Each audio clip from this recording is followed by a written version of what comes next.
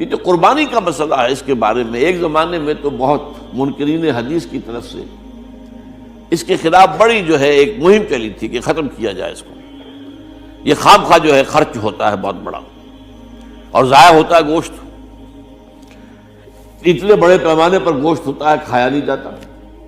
اچھا ایک زمانے میں فریج بھی نہیں تھے، یہ بھی نہیں کہ آپ محفوظ کر دیں، گوشت ضائع بھی ہو سکتا تھا، اور بھی چیزیں جو ہے وہ گوشت کی وہ صحیح طور سے استعمال نہیں ہوتی تھی۔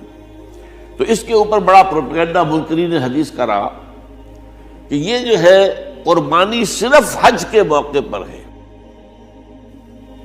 میں اس کی نفی کے لیے آج آپ کو بتا رہا ہوں کہ سورہ حج کے اندر جو 2 رکوع ہیں، ایک چوتھا ایک پانچواں، چوتھے رکوع میں بھی قربانی کا ذکر ہے، پانچویں میں بھی قربانی کا ذکر ہے۔ یہ ایک دم جو ہے ایک جگہ پر جو 2 طرح کی قربانیوں کا ذکر ہو رہا ہے، یہ کیوں ہو رہا ہے؟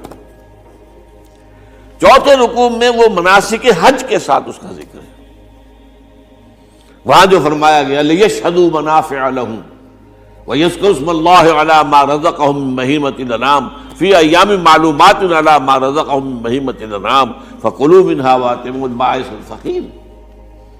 وہاں پہ قربانیاں دو، پھر اللہ کا نام لو، ان جانوروں پر جو اللہ نے تمہیں عطا کیے ہیں ان جو معین دنوں کے اندر دو، فی ایام معلومات، اور پھر اس میں سے خود بھی کھاؤ، اور جو ہے جو جیسے صدقہ کا گوشت ہوتا ہے وہ نہیں ہے، وہ قربانی کا گوشت ہے، اس میں سے آپ خود بھی کھائیں اور غرباء کو کھلائیں، غریبوں کو دیں، مساکین کو دیں۔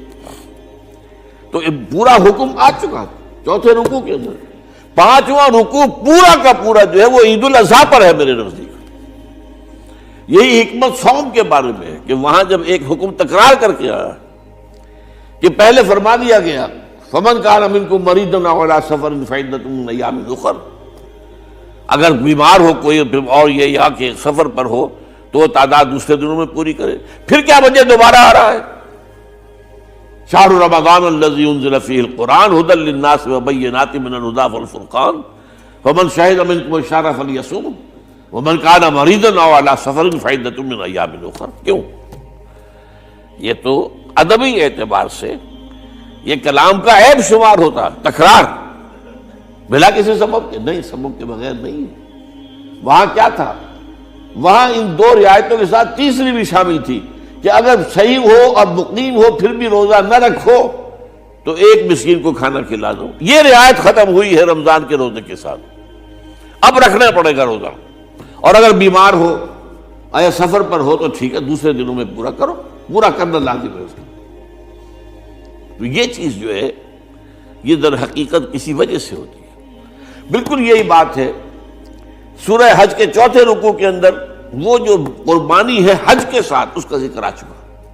اب سنیے یہ جو آ رہا ہے، فرمایا وَلِكُلِّ أُمَّةٍ جَعَلْنَا مَنْسَكًا، ہر امت پر ہم نے ایک جو ہے قربانی کا معاملہ نازل وہ جو ہے فرض کیا ہے۔ میں نے چونکہ آج شروع میں کہا تھا کہ صوم اور حج میں کچھ مشابہتیں ہیں۔ دیکھیے صوم کا حکم بھی آیا تھا تو کس طور سے آیا تھا؟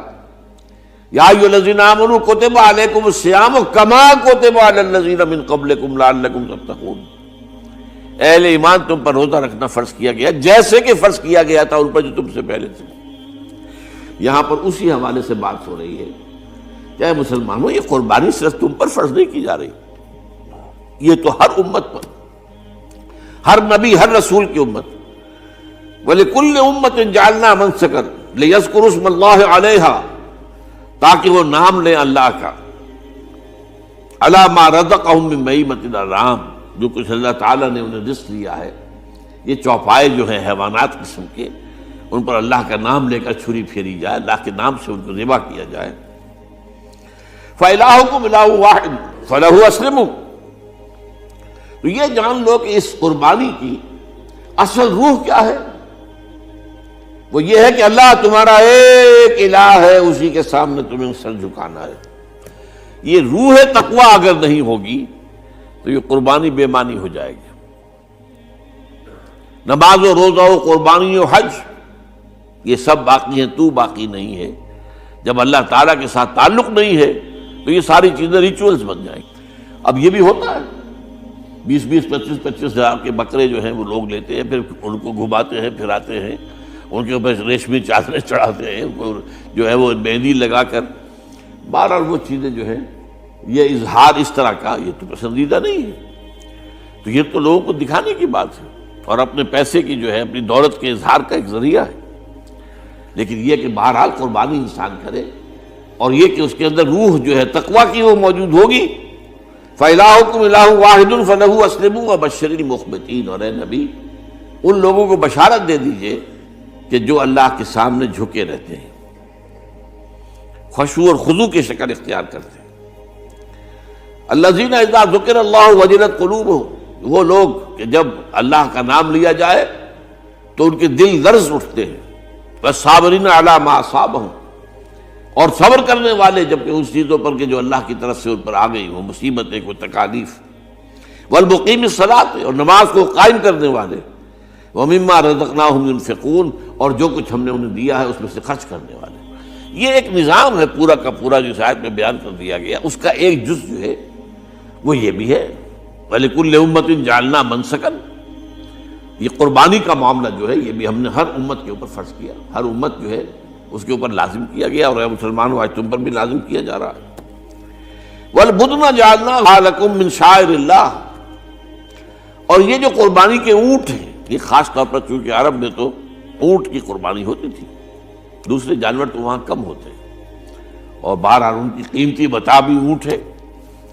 وَالْبُدْنَ جَعَلْنَاهَا لَكُم مِّن شَعَائِرِ اللَّهِ، یہ اللہ تعالیٰ کے شاعر میں سے. یہ اونٹ جو ہے یہ قربانی کا اونٹ ہے، یہ مکے لے جایا جا رہا ہے، یا یہ بکرے اور یہ مینڈے جو ہیں یہ قربانی کے ہیں، یہ وہاں جا رہے ہیں. تو یہ بھی گویا کہ ایک طرح سے اللہ کی نشانیاں بن جاتی ہیں. ان کے حوالے سے اللہ تعالیٰ کا ایک تصور اور اللہ تعالیٰ کے ساتھ ایک ذہنی رشتہ قائم ہوتا ہے. لیکن فیہا خیر، تمہارے لیے اس میں خیر ہے، بھلائی ہے. چنانچہ جب وہ جاتے تھے حج کے لیے تو جو بھی ان کے ساتھ دودھ دینے والا جانور ہے، قربانی کی نیت ہے لیکن دودھ جو ہے اس کا استعمال کر سکتے ہیں درمیان میں، اور بھی کوئی اگر ان کی کوئی چیزوں سے فائدہ اٹھانا ہو. لیکن فیہا خیر،